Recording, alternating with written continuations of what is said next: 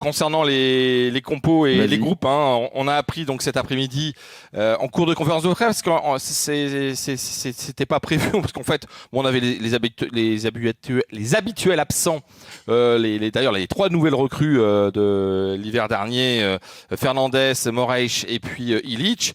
Mais il avait oublié de donner un nom important. Et en pleine conférence de presse, en plein milieu, Paulo Fonseca nous dit j'ai oublié de vous dire, il manque Angel Gomez. Et là, on avait tous c'est pas la même. Ah non, c'est pas pareil, parce qu'Angel Gomez, cette saison, franchement, c'est très important, notamment dans son nouveau système en 4-3-3. Donc, ouais, c'est un coup dur. Et du côté lensois, c'est Jonathan Grady. Alors, s'y attendait un petit peu, parce qu'on l'a vu s'entraîner à part mercredi matin, lors de l'entraînement ouvert au public devant 5000 supporters. Hein. Il aurait pu avoir 10 000, 15 000, mais il y avait que 5000 places à Avion, dans le stade juste à côté de la Gaillette. Machado, on pensait le revoir, mais c'est trop juste. Et puis Kouchanov, lui, est suspendu. Donc en défense centrale, il y aura le choix soit de mettre Aguilar ou Aïdara de l'autre côté, avec Medina et Danso. Et Lenny Yoro sera là alors? Oui, pas de souci. En forme, il y avait un petit virus et tout va bien. Ouais, c'est la question qu'on s'était posée. Et il a balayé rapidement en disant non, il n'y a pas de souci, il est opérationnel. Et sur Angel Gomez, Gibo, c'est Aston Villa qui arrive rapidement, il sera de retour. 3 semaines. Il y a Marseille vendredi en plus, ouais, c'est vrai. 3 semaines d'absence. Ah oui, donc tu vas louper toute cette séquence de matchs. Ah ouais, parce que là, Lille, tu l'as dit, demain c'est le derby. Tu as la semaine prochaine, vendredi soir, Lille-Marseille. Tu enchaînes avec Aston Villa et après c'est Monaco. Ouais, la séquence de match, elle est énorme. Non, il y a Strasbourg, pardon, Aston Villa, le retour et un déplacement à Monaco. Bon, avec toutes ces infos, messieurs, qui vous semble déjà le mieux lancé dans ce sprint? Tu vois qui, toi, Walid?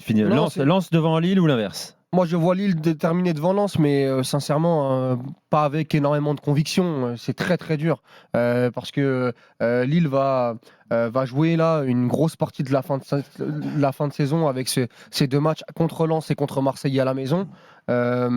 Et derrière, il y a Monaco après Aston Villa. Et sur ces trois rendez-vous-là, on va savoir véritablement ce qu'a Lille dans le ventre. Mais globalement, ça vaut pour beaucoup d'équipes. Ça vaut pour Marseille, ça vaut pour Brest aussi, ça vaut pour Lens.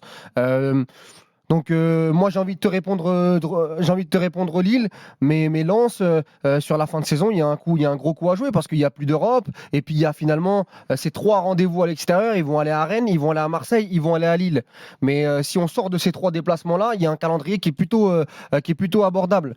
Donc t'as Le Havre notamment à domicile. Oui, t'as Le Havre. Je crois Clermont. que tu joues Metz, tu joues Clermont. Lorient. Donc, voilà, globalement, si tu arrives à bien manœuvrer ces déplacements, qui vont pas être simples, hein, Marseille, Lille et Rennes, tu vas avoir tu peux tirer ton épingle du jeu. Donc là, à première vue, je te dirais Lille par rapport à la dynamique, par rapport à la cohérence, mais sincèrement, d'une courte tête. Il n'y a pas un gros écart dans mon esprit. Et puis, il faut faire attention au calendrier. Les matchs, ils ne sont pas joués, surtout que les présumées petites équipes, elles vont jouer leur survie. Il faut faire attention à la façon dont ils vont préparer ces rencontres. Les gros qui arrivent en favori et les autres qui jouent leur survie. Là où je rejoins Walid, c'est que Lille a quand même une vraie montée en puissance. Ils ont raté leur début de saison et ils ont repris un petit peu le dessus. Tu nous avais demandé, Nico, de jouer au jeu des pronostics, tu sais, nos prévisions pour la fin de saison. Moi, je les avais mis sur le podium. Il y a une vraie montée en puissance. Là où en face, à Lens, j'ai l'impression que c'est un peu plus les montagnes russes. Je trouve que Lens est trop dépendante des performances. J'ai l'impression que tout simplement quand Sotoka et Danso sont pas bons, Lens gagne pas, quoi. Tout simplement, c'est un peu plus erratique qu'un Lille dont l'effectif me paraît un peu plus solide. Il y a un secteur défensif qui est moins bon à Lens sur les dernières semaines. Mais ça leur fait dans du le mal. dernier match, il cata. Les erreurs individuelles contre Nice, ça fait très mal. Alors c'est vrai que Monaco, ce match n'est pas révélateur de la saison, mais tu rajoutes contre Monaco, Gibo, où le match tu le perds en donnant. Oui. Donc sur ce type de match-là, si Lens, et en plus tu nous rappelles les blessures et les absences dans ce secteur-là. Face au gros Lens, ils n'ont pas fait de grosses perfs cette saison.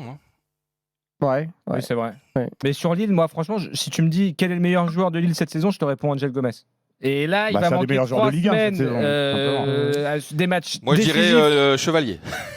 Oui, c'est vrai que Ah le oui, gardien est dans excellent, le joueur de champ, t'as raison. mais tu vois, dans Ça le fait cœur partie de ta du jeu, colonne Angel vertébrale. Gomez, avec ou sans lui, c'est vraiment pas la même équipe. Et là, tu le perds à un moment très important de la saison où tu vas devoir enchaîner. Il y a aussi, c'est quand même une belle carotte quand tu arrives en quart de finale de Conference League. Tu vas jouer à Aston Villa, qui est en pleine bourre en Première Ligue. C'est une affiche prestigieuse, etc.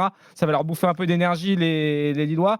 Cet enchaînement-là, va falloir voir comment ils le Ah, négocient. c'est ça, Alors moi, que tu le je disais, suis d'accord avec toi. Lens, il peut y avoir une dynamique, même si ce match d'avant-trêve là, des Lensois, le match de demain, en fait, pour Lens, il va être déterminant. C'est-à-dire que juste avant la trêve, ils ont quand même cassé la dynamique avec ce. Moi, je ne les attendais pas chuter contre les Niçois.